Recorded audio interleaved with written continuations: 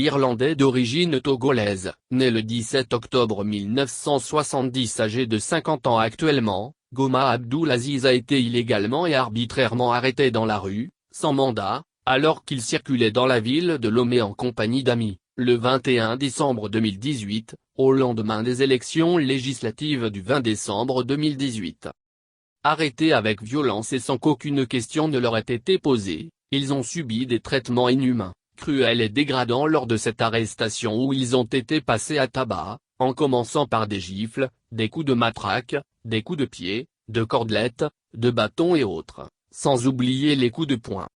Après cela, ils ont été menottés puis embarqués dans leur voiture, jetés tous, les uns sur les autres, comme des objets et conduits sans ménagement jusqu'à la direction du SCRIC de la gendarmerie nationale à Ago et Kakaveli.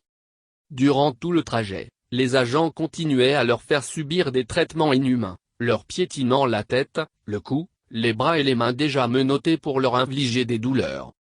Malgré leurs cris et hurlements, ils ont jugé bon de continuer à les tabasser et à les frapper pour les faire plus souffrir, les coups les atteignant dans tous les sens et partout sur le corps. Point plus grave, ils ont fait usage de leurs fusils pour menacer de mort les interpellés et se servaient des mêmes fusils pour leur piler le corps, leur faisant croire qu'ils avaient vraiment comme intention de les exterminer. Mais, rien n'avait été dit jusque-là aux interpellés sur la raison de tous ces traitements inhumains et cruels qui se sont ainsi prolongés durant tout le trajet jusqu'à leur arrivée à la direction du SCRIC qui était leur destination.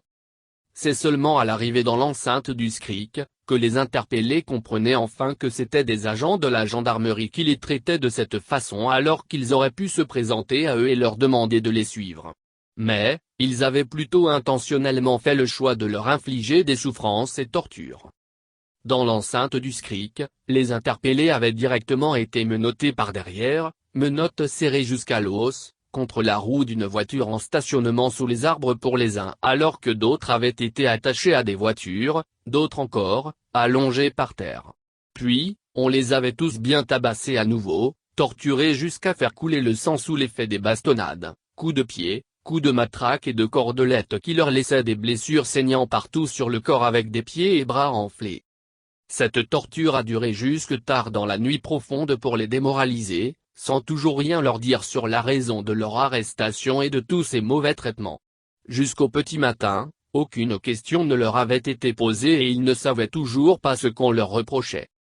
Vers 7h du matin, ils ont été démenottés des arbres et des voitures, et ont été jetés dans la poussière, menottés et ils restaient là, par terre, jusqu'à midi sous un soleil ardent avant d'être ramenés sous les arbres. Ce n'est qu'après les avoir ainsi bien torturés qu'ils les ont interrogés et accusés d'avoir fait appel à des jeunes venus du Ghana pour des projets de déstabilisation. Ce fut au cours de cet interrogatoire tardif qu'Abdulaziz Goma apprendra qu'il lui est reproché d'avoir aidé à prendre en charge des citoyens togolais proches du PNP venus du Ghana pour participer à une marche pacifique à Lomé, caractérisée par leur geôlier comme un projet de déstabilisation. Abdulaziz Goma n'a jamais cessé de proclamer qu'il ne connaissait pas personnellement ces personnes et qu'il les avait aidés par souci humanitaire, en l'absence de l'hôte devant les accueillir. Conduit à son domicile pour une perquisition, aucun indice le révélant comme un malfaiteur n'y a été trouvé et sa voiture après avoir fait l'objet d'une perquisition, a été saisie et mise sous scellé. Tout comme un conteneur de marchandises à vendre qu'il avait convoyé depuis Manchester en Angleterre et dans lequel rien de compromettant n'a été trouvé lors de la perquisition faite en sa présence au port autonome de Lomé, le 3 janvier 2019. Entre-temps transférés à la prison civile de Lomé, ils seront ramenés à la gendarmerie nationale où ils n'ont cessé d'être régulièrement torturés tout en étant enfermés dans le noir et privés de voir le jour avec pour conséquence une dégradation de leur vue.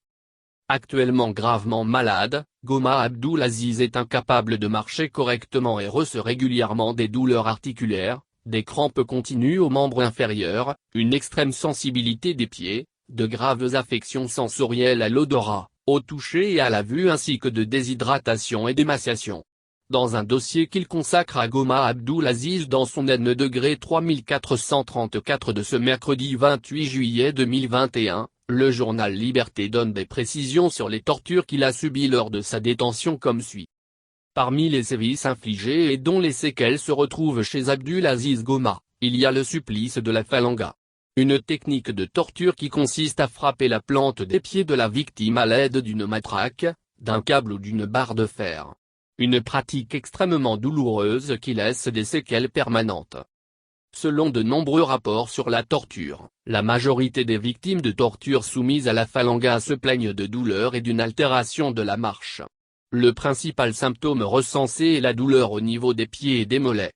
Il s'agit de douleurs sourdes et intenses de crampes dans les pieds, qui s'intensifient en cas de port de poids et d'activité musculaire et qui remontent dans la partie inférieure des jambes, et d'une sensation de brûlure superficielle cuisante au niveau de la plante des pieds, souvent accompagnée de troubles sensoriels.